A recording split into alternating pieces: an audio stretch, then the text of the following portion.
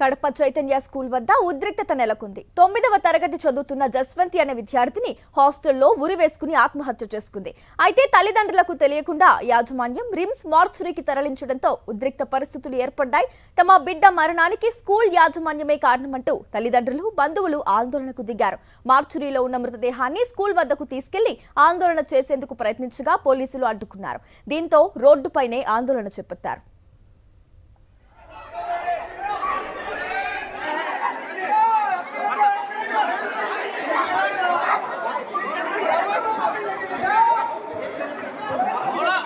తరగతి చదువుతాను. సరే వేసినాం హాస్టల్లో.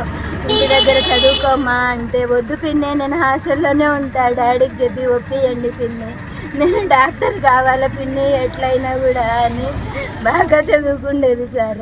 హోంవర్క్ ఉన్నా కూడా నైట్ కూడా నిద్రపోదు సార్, బాగా రాసుకుంటుంది. నీకు ఇష్టం లేకపోతే బరువు అయితే చెప్పు, మా ఇంటి దగ్గరే ఉంచుకుంటామని కూడా చెప్పినాం సార్. నాకు కష్టమైనా కూడా నేను చదువుకుంటా పిన్ని, ఎట్లయినా నేను డాక్టర్ కావాలా పిన్ని అని చెప్పాను సార్. కానీ ఊరేసుకున్నంత పిరికిది కానే కాదు సార్, వాళ్ళే ఊరేసి చంపేసినారు. ఆ పిల్ల వాళ్ళది ఏందన్నా తప్పు చూసింటే అది చంపేసినారు. ఆ పిల్ల ఊరేసుకునేది కానే కాదు సార్.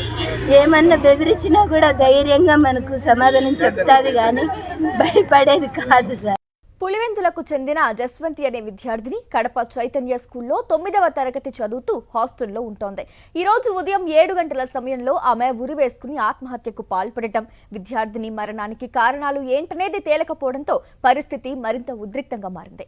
మరోవైపు తల్లిదండ్రులకు తెలియకుండా విద్యార్థిని మృతదేహాన్ని హాస్టల్ నుంచి రిమ్స్ మార్చురీకి తరలించడం అనేక అనుమానాలకు కారణమైంది.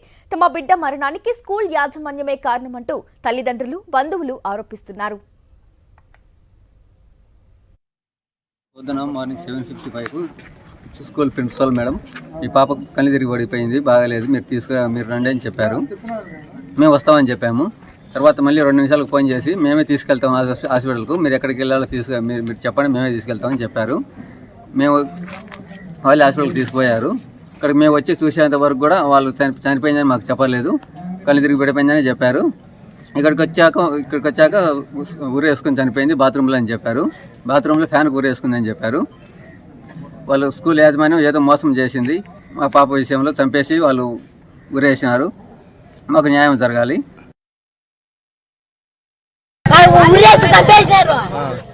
ఏం చేసినారు? నా కొడుకు ఊరే చంపినా, నా బిడ్డ బంగారు బిడ్డ. ఏమంటారు ఆడికి ఎత్తవాని పోలీసు వాళ్ళు ఎత్తవాక నేను పెట్టినా నా రోడ్డు మీద. ఆడికి పోతే మేమే తెలుసుకుంటాం సార్. అంతవరకు ఉర్రే చంపాల్సిన పని ఉంది. ఏమొచ్చని చమిస్తుంటే తల్లిదండ్రులు చెప్పాలా, బాగా చేయాలి కదా. చేయిందని తెల్లారాలకి ఎందుకు చంపినావు? స్కూలు వాళ్ళని పైన పోయింది, అన్ని రెడీ అయినాక నువ్వు ఎందుకు చంపినావు? చంపేసి పోయి ఎందుకు చేసినావు? మీరు రక్తాలకి ఎందుకు చేసినావు? వాడికి అప్పుడు ఇప్పినావు, మేము వచ్చి నాకు ఉండాలి కదా. ఆడుండి ఇక్కడ ఎందుకు పంపించినప్పుడు నువ్వు విసులకి ఇప్పిస్తున్నా? తల్లిదండ్రులు రావాలా, మేము రావాలా, తీసుకోవాలా? ముందే ఎందుకు పంపించినాడు? వాళ్ళే చంపేసినారు ఆయన తల్లి. నా బంగా ఒకరు జోలుకొని బాధ బిడ్డ పాపం, ఒకరితో మాట్లాడదు, సైలెంట్ బిడ్డ పాపం, సైలెంట్గా చదువుకుంటాను. అంతే నా చదివి ఇంట్లోకి పంపించు కదా నా బిడ్డను, ఊరకు చంపేసినారు అన్యాయంగా నాయన తల్లి.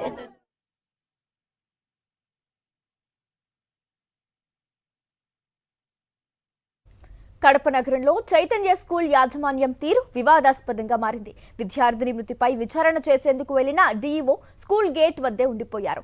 డీఈఓ వెళ్లినా స్కూల్ గేట్ తాళం తీయలేదు యాజమాన్యం. అంతేకాదు, దాదాపు అరగంట సేపు స్కూల్ గేట్ వద్ద వేచి ఉన్నారు డీఈఓ. చైతన్య స్కూల్ యాజమాన్యం తీరుపై డీఈఓ ఆగ్రహం వ్యక్తం చేస్తున్నారు.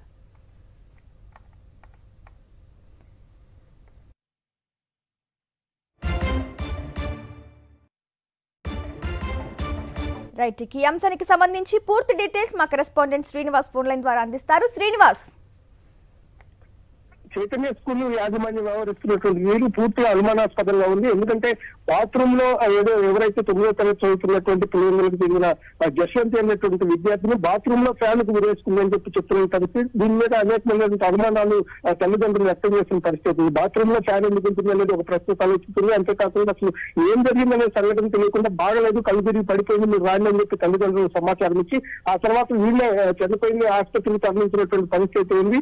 చనిపోయిందని కానీ ఆసుపత్రికి తరలిస్తున్నటువంటి ఎక్కడికి తీసుకెళ్తున్నారని కూడా చెప్పినటువంటి నేపథ్యంలో తల్లిదండ్రులు తీవ్ర ఆగ్రహావేశాలకు గురైనటువంటి పరిస్థితి. బంధువులందరూ కూడా పులివెందుల నుంచి వచ్చి ఏదైతే మార్చిలో ఉన్నటువంటి మృతదేహాన్ని మళ్ళీ తీసుకెళ్లి స్కూల్ దగ్గర పెట్టి ఆందోళన చేసేందుకు వాళ్ళు ప్రయత్నం చేశారు. పోలీసులు వాళ్ళని అడ్డుకొని అడుగడుగునా అయినా కానీ దాదాపు సగం దూరం వెళ్ళిన తర్వాత వాళ్ళని రింగ్ రోడ్ లో అడ్డుకొని చేశారు. ఆ రింగ్ రోడ్ లోనే వీళ్ళు ధర్నా చేస్తున్న పరిస్థితి. ఈ విధంగా ఉంటే అసలు ఏం జరిగింది విచారణ చేద్దామని చెప్పేసి జిల్లా విద్యాశాఖ అధికారి ఏదైతే చైతన్య స్కూల్ దగ్గరికి వెళ్ళారు. స్కూల్ దగ్గరికి వెళ్తే దాదాపు అరగంట ఒక జిల్లా స్థాయి అధికారి స్కూల్ దగ్గరికి వెళ్ళి విచారణ లోపల చూడాలని చెప్పి దాదాపు ఒక అరగంట వరకు కూడా కాలం తీయకుండా ఆయన రోడ్డు మీదనే వెయిట్ చేయించినటువంటి పరిస్థితి అయితే స్పష్టంగా ఉంది. దీంతో ఆయన కూడా తీవ్రమైన ఆగ్రహాలు వ్యక్తం చేసిన పరిస్థితి. అసలు ఏం జరుగుతుంది స్కూల్ అనేటువంటిది కూడా ఆయన అది ఇప్పుడైతే దాదాపు అరగంట ఏదైతే పెద్ద స్థాయిలో ఉన్నటువంటి వాళ్ళ యాజమాన్యంతో మాట్లాడుకున్న తర్వాత అరగంట తర్వాత ఫోన్ లో సంప్రదించిన తర్వాత ఆయన్ని లోపలికి అనుమతించిన పరిస్థితి ఉంది. సో డిఈఓ స్థాయి అధికారి వచ్చినా కానీ ఈ యాజమాన్యం స్పందించకపోవడం ఇక తల్లిదండ్రులకు ఏం న్యాయం చేస్తుంది, తల్లిదండ్రులకు కూడా ఎటువంటి సమాచారం ఇవ్వకుండా ఈ విధంగా వ్యవహరిస్తుంది అనేటువంటి ఆరోపణలతో స్పష్టంగా ఉన్నా. ప్రస్తుతానికైతే డిఈఓ స్కూల్లో విచారణ జరుపుతున్న పరిస్థితి కనిపిస్తుంది. రైట్ శ్రీనివాస్, అయితే ఈ రీతిలో ఉద్రిక్తతలు ఏర్పడుతున్నా కూడా ఇన్ని రకాల ప్రశ్నలు తలెత్తుతున్నా కూడా ఎందుకు ఇంకా స్కూల్ యాజమాన్యం ఇంకా స్పందించట్లేదు? అంటే స్కూల్ యాజమాన్యం నుంచి ఇప్పటి వరకు ప్రిన్సిపల్ కానీ ఇంకెవరైనా టీచర్స్ కానీ రెస్పాండ్ అయ్యి వివరణ ఇచ్చే ప్రయత్నం అన్నా చేశారా? ప్రిన్సిపల్ లోపల ఉంది, డిఓ బయట గేట్ బయటనే ఉన్నాడు. ప్రిన్సిపల్ తో సంప్రదించినా కానీ దాదాపుగా పైన యాజమాన్యంతో మాట్లాడే వరకు కూడా ప్రిన్సిపల్ కూడా గేట్లు దిగినటువంటి పరిస్థితి ఉంది.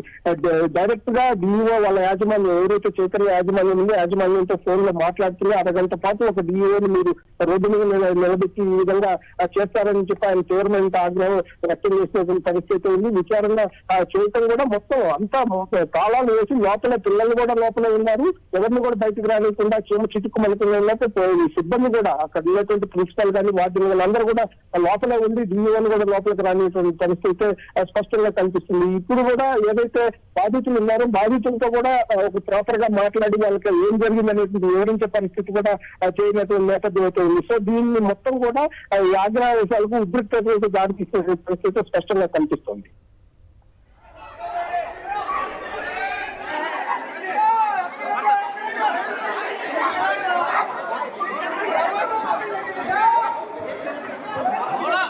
తరగతి చదువుతాను, ఈసారే వేసినాను హాస్టల్లో. ఇంటి దగ్గర చదువుకోమ్మా అంటే వద్దు పిన్ని నేను హాస్టల్లోనే ఉంటా, డాడీకి చెప్పి ఒప్పియండి పిన్ని, నేను డాక్టర్ కావాలా పిన్ని ఎట్లయినా కూడా అని బాగా చదువుకుండేది సార్. హోంవర్క్ ఉన్నా కూడా నైట్ కూడా నిద్రపోదు సార్, బాగా రాసుకుంటుంది. నీకు ఇష్టం లేకపోతే బరువు అయితే చెప్పు మా ఇంటి దగ్గరే ఉంచుకుంటామని కూడా చెప్పినాం సార్. నాకు కష్టమైనా కూడా నేను చదువుకుంటా పిన్ని, ఎట్లయినా నేను డాక్టర్ కావాలా పిన్ని అని చెప్పాను సార్. కానీ ఊరేసుకున్నంత పిరికిది కాదు సార్, వాళ్ళే ఊరేసి చంపేసినారు. ఆ పిల్ల వాళ్ళది ఏందన్నా తప్పు చూసింటుంది చంపేసినారు. ఆ పిల్ల ఊరేసుకుండేది కాదు సార్. ఏమన్నా బెదిరించినా కూడా ధైర్యంగా మనకు సమాధానం చెప్తాది కానీ భయపడేది కాదు సార్.